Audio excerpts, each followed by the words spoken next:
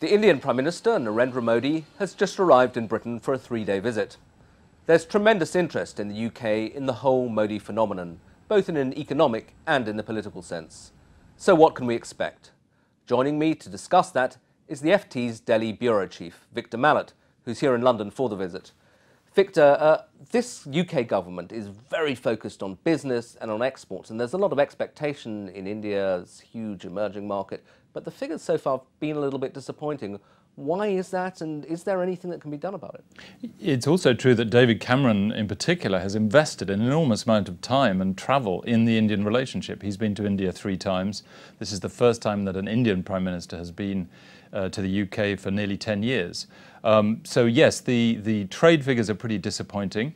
The investment figures, the British would say, are actually pretty good. They're the largest investor in India in terms of G20 countries over the last 15 years or so. But I think the reality is that for India, the UK is an important market and an important partner, an important place, but not as important as China or the United States or Japan. And Britain just has to recognise that.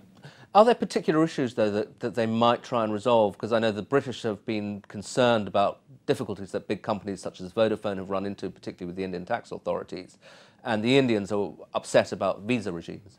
Yes, I mean, I think the British government will try to paper over those differences as much as possible and focus on the possibility, as you mentioned, this government is very focused on trade, focus on the possibility of deals, investment deals, trade deals, and there will be announcements about defence contracts, possibly about a new strategic partnership, and so on. But those difficulties will certainly be discussed in private, at least.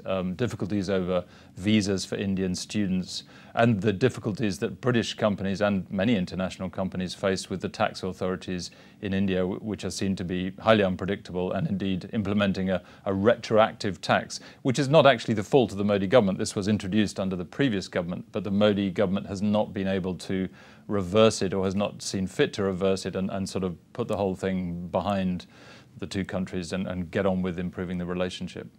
Now, perhaps the most spectacular moment in the visit, certainly it looks as if it will be the performance, if one can put it that way, by Narendra Modi when he gives a speech in Wembley in front of a largely expatriate Indian audience. Tell us what's going to happen there, and it's part of a whole Modi phenomenon, isn't it? I mean, he gets a lot of excitement when he travels around the world. He's done similar things in the US. He has. He did one in Madison Square Gardens in New York. There were a lot of expatriate Indians in the United States, in Britain. Many of those people in Wembley Stadium there could be 60,000 people there, will be Gujaratis or people of Gujarati origin, British people. British Indians and so on, and you know, many of them worship Modi. There will also be some protesters, I think, possibly some Muslim protesters, but also other Indians who simply don't like what they see as the intolerant bent of the current Modi government. So you know, it's a mixed bag. He certainly has focused on this a lot, and until now, it's all gone very smoothly. I think there's a slight feeling in India that now he's spending too much time travelling abroad and not enough time dealing with problems at home, economic problems in particular. So that is beginning to be a theme, I think, in Indian politics. Yeah, and as you say, he's actually just had a big setback in a regional election in Bihar. Why did that happen, and how serious is it for him? Yes, I mean, you know, Bihar is a state in North India with a population roughly that of Mexico. It's a huge place, and the BJP, the ruling party, Modi's party, suffered a very severe defeat at the hands of its opponents. And one explanation for that, of course, there's a lot of local Bihari politics, but one explanation for that is that the government has sort of lost its focus on development and economic growth and job creation and infrastructure, and has focused too much on trying to win the votes of Hindu extremists by, for example, demonizing Muslims for eating beef and so on. So that has really distracted from the development message that Modi insists he is still trying to focus on, and it seems to have alienated a lot of voters. Well, if that is the case, it's quite an interesting development, isn't it? Because as we all recall, when Modi was elected, there was a lot of concern in the West and among liberal Indians, if one can put it that way, about his record as chief minister in Gujarat, about the sectarian violence that had taken place there. But a lot of people, I think, decided to, well, they'd give him the benefit of the doubt that he was really seemed to be campaigning mainly as an economic reformer, that this was his political background, but he'd put it in the past.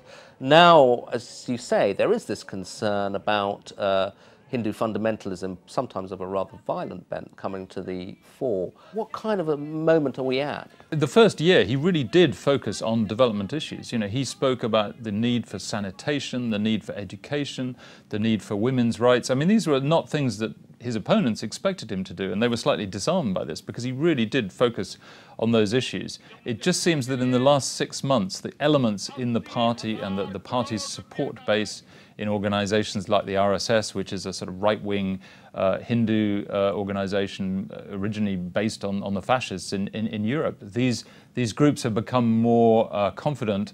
Perhaps they sense weakness in the government, and they've started to demand, you know, a say in the way things are run. So you've had even government ministers have made quite outrageously sort of anti-secular, pro-Hindu, even anti-Islamic comments, and these are not considered at all helpful by anyone in the business community who really just wants to focus on, you know, skills, investment, infrastructure, building roads, and that kind of thing. Thank you very much, Victor Mallet. If you want to follow the visit, I recommend that you follow it on ft.com, where you'll have coverage by Victor and by others of the whole 3-day visit.